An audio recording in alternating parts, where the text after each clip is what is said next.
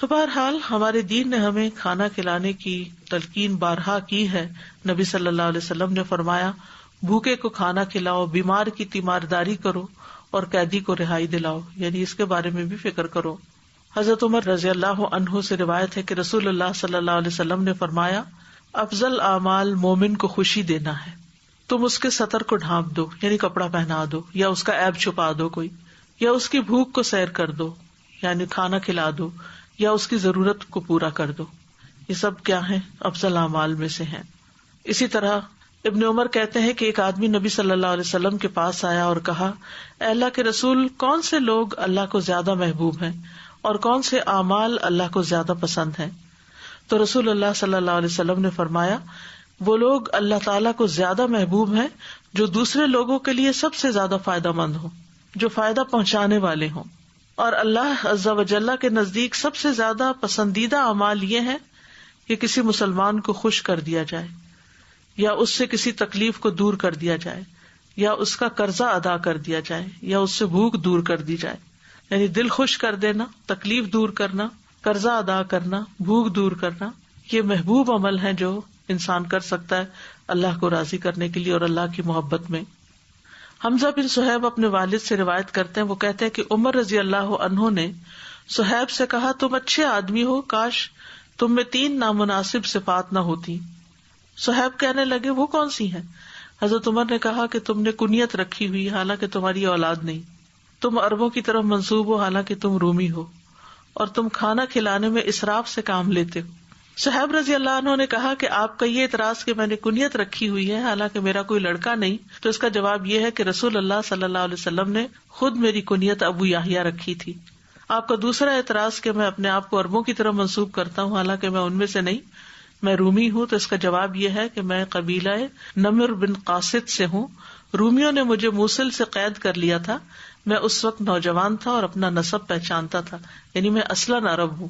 پھر وہ چلے گئے روم کی طرف. تو پھر اور آپ کا یہ اعتراض کہ میں کھانا کھلانے میں اسراف کرتا ہوں، تو میں نے خود رسول اللہ صلی اللہ علیہ وسلم کو فرماتے ہوئے سنا کہ تم میں سے بہترین ہے وہ شخص جو کھانا کھلائے. اور اللہ سبحانہ وتعالیٰ کھانے کے ایک لقمے کو بھی کس طرح پالتے ہیں، کتنی خوبصورت. یعنی کہ ہم عام طور پر جب کھلا رہے ہوتے ہیں یا اہتمام کر رہے ہوتے ہیں ایون گھر والوں کا، اب یہ جو ہے نا کھانا کھلاؤ، اپنے بچے کو بھی کھلانا، ماں اپنے بچے کو دودھ پلاتی ہے یا پکاتی ہے یا کھلاتی ہے تو یہ سب اس میں شامل ہو جاتا ہے، اور اس سے وہ کھانا پکانے کی جو مشقت ہے وہ دور ہو جاتی ہے جب انسان اتنا بڑا اجر اور ریوارڈ سنتا ہے. رسول اللہ صلی اللہ علیہ وسلم نے فرمایا بے شک اللہ تم میں سے ایک کی کھجور اور لقمے کو اس طرح بڑھاتا اور پھلاتا ہے جیسے تم میں سے کوئی آدمی اپنے گھوڑے کے بچھیرے کو بڑھاتا پھلاتا ہے، یہاں تک کہ وہ احد پہاڑ کے برابر ہو جاتا ہے. اسی طرح ہانی بن یزید کہتے ہیں کہ میں نے کہا اللہ کے رسول کون سی چیز جنت کو واجب کرتی ہے؟ آپ نے فرمایا تم عمدہ کلام کرو اور کھانا کھلانے کو لازم پکڑ لو.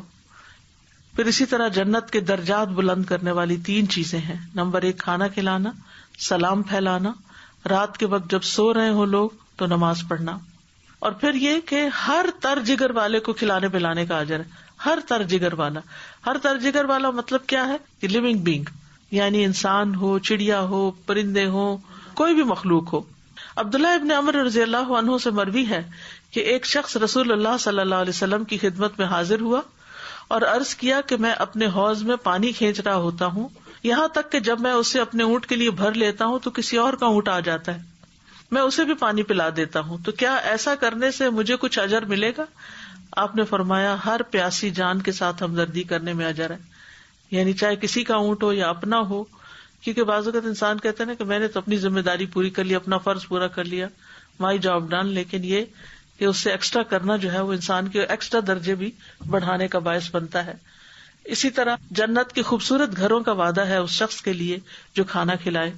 رسول اللہ صلی اللہ علیہ وسلم نے فرمایا بے شک جنت میں ایک منزل ایسی ہے جس کا اندر اس کے باہر اور اس کا باہر اس کے اندر سے نظر آتا ہے. ابو موسیٰ اشعری نے پوچھا اللہ کے رسول وہ کس شخص کو ملے گی؟ آپ نے فرمایا جو گفتگو میں نرمی کرے، کھانا کھلائے، اور رات کو جب لوگ سو رہے ہوں تو اللہ کے لیے قیام کرے، یعنی ایک طرف اللہ کا حق ادا کرے، دوسری طرف آرام سے بات کرے، اور تیسری طرف کھانا کھلائے. اور جہاں تک سلام کا تعلق ہے تو سلام اللہ کے ناموں میں سے ایک نام ہے، اس نام کو عام کرنا چاہیے. یعنی جب ہم السلام کہتے ہیں تو ایک طرح سے ہم اللہ کا نام بھی لے رہے ہوتے ہیں. رسول اللہ صلی اللہ علیہ وسلم نے فرمایا، بے شک سلام اللہ تعالیٰ کے ناموں میں سے ایک نام ہے جسے اس نے زمین میں رکھا، تم سلام کو آپس میں پھیلاؤ. تو الحمدللہ مومن کی جو گفتگو ہوتی ہے اس کے آغاز میں ہی سلام ہوتا ہے، اور نیکیاں بڑھانے کا باعث ہے. اگر السلام علیکم کہیں گے تو 10 نیکیاں، ورحمۃ اللہ کا اضافہ ہو تو 20 نیکیاں، برکاتہ ہو تو پھر 30 نیکیاں. السلام آپس میں محبت بڑھانے کا ذریعہ ہے. جس گھر میں آپس میں لڑائی جھگڑا ہو، جس ہسبینڈ وائف میں لڑائی جھگڑا ہو، جس رشتے کے ساتھ، جس انسان کے ساتھ ہم کہتے ہیں اس کے ساتھ میری نہیں بنتی، تو اگر آپ سلام کرنا شروع کر دیں گے تو سلامتی کی دعا دیتے دیتے اس کے اندر بھی تبدیلی آ جائے گی، اور اس کے دل میں بھی فرق پڑے گا، اور تعلقات بھی ٹھیک ہو جائیں گے. کیونکہ سلام جو ہے اس میں کیئر بھی ہے، اس میں دعا بھی ہے، اس میں دوسرے کا علاج بھی ہے، اور محبت بھی عام ہوتی ہے. رسول اللہ صلی اللہ علیہ وسلم نے فرمایا، سلام پھیلاؤ تم سلامت رہو گے. یعنی پھر آپس میں نفرتیں نہیں ہوں گی، ایک دوسرے کے ساتھ ناراضگیاں نہیں ہوں گی، ایک دوسرے سے انسان کا تعلق اچھا ہوگا. آپ صلی اللہ علیہ وسلم نے فرمایا، تم جنت میں داخل نہیں ہو سکو گے جب تک ایمان نہ لاؤ، اور تم ایمان نہیں لا سکتے جب تک آپس میں محبت نہ کرو. کیا تمہیں ایسی بات نہ بتا دوں کہ جب تم اس پر عمل کرو گے تو تمہارے درمیان محبت پیدا ہو جائے گی. آپس میں سلام کو عام کرو. اور اس میں بھی یہ ہے کہ پہل کرنی چاہیے، پہل کرنے والے کے لیے زیادہ ثواب ہے. پھر بچوں کو بھی سلام کرنا چاہیے. یعنی ہم بعض اوقات اپنے سے بڑوں کو یا جن کا ہم احترام کرتے ہیں ان کو تو ہم خیال کرتے ہیں سلام کرنے میں، لیکن بچے وغیرہ یا اپنے سے رتبے یا حیثیت یا عمر میں کم جو ہیں ان کی طرف کم بڑھتے ہیں، تو ان کو بھی سلام کرنا چاہیے. حتیٰ کہ خالی گھر میں داخل ہوتے وقت بھی سلام کرنے کا حکم ہے. السلام علینا وعلی عباد اللہ الصالحین. پھر مجلس میں آتے جاتے وقت، اور پھر سب سے بڑا بخیل وہ ہے جو سلام کرنے میں بخل کرے. ابو ہریرہ رضی اللہ عنہ نبی کریم صلی اللہ علیہ وسلم سے روایت کرتے ہیں، آپ صلی اللہ علیہ وسلم نے فرمایا، چھوٹا بڑے کو،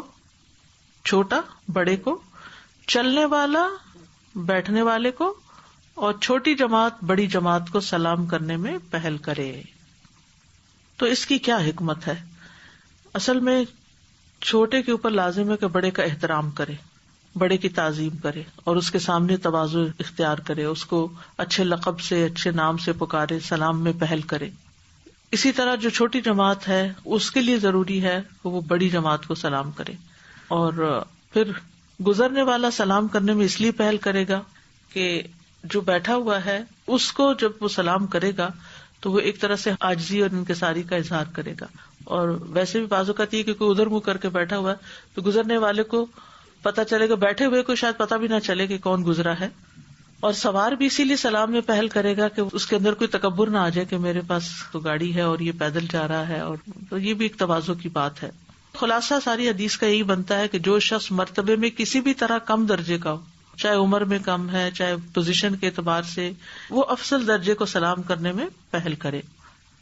جابر کہتے ہیں، سوار پیدل کو سلام کرے، پیدل بیٹھے ہوئے کو، اور 2 چلنے والوں میں سے جو پہلے سلام کرے وہی افضل ہے. پھر اسی طرح انس بن مالک کہتے ہیں کہ وہ بچوں کے پاس سے گزرے تو انہیں سلام کیا. اس کا یہ مطلب نہیں کہ ہمیشہ انتظار کرے کہ بچے کریں، بچوں کو سکھانے کے لیے، تعلیم دینے کے لیے پہلے سلام کر لیا جائے. اور انہوں نے کہا کہ نبی صلی اللہ علیہ وسلم کا یہی طرز عمل تھا کہ وہ بچوں کو سلام میں پہل کرتے تھے.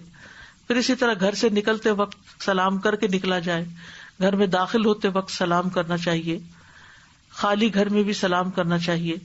پھر اسی طرح اگر کوئی شخص سو رہا ہو تو ہلکی آواز میں سلام کیا جائے، کہ اگر وہ صرف آنکھیں بند کیے ہوئے ہے تو جواب دے دے، اور اگر واقعی سو رہا ہے تو ڈسٹرب نہ ہو. مقداد کہتے ہیں کہ نبی صلی اللہ علیہ وسلم رات کو آتے تھے تو اس طرح سلام کرتے تھے کہ سونے والا جاگ نہ جائے اور جاگنے والا سن لے. پھر اسی طرح یہ ہے کہ ہر بار ملاقات پہ سلام کیا جائے. مثلاً آپ آئے ہیں، یہاں بیٹھے ہیں، سلام کیا ہے، اٹھ کے باہر نکل گئے ہیں، باہر نکلتے ہوئے پھر کہیں ملاقات ہو جاتی ہے تو دوبارہ سلام کیا. یہ نہیں کہ وہ میں نے صبح کیا تھا نا سلام، تو صبح والا کافی نہیں ہے. صحابہ تو اگر بیچ میں درخت آ جاتا تھا اور پھر ایک دوسرے کے سامنے آتے، وہاں ملتے تو پھر سلام کرتے. اللہ سبحانہ و تعالی ہم سب کو اپنی سلامتی سے نوازے اور ہمارے اندر اچھے اخلاق اور آداب پیدا کر دے.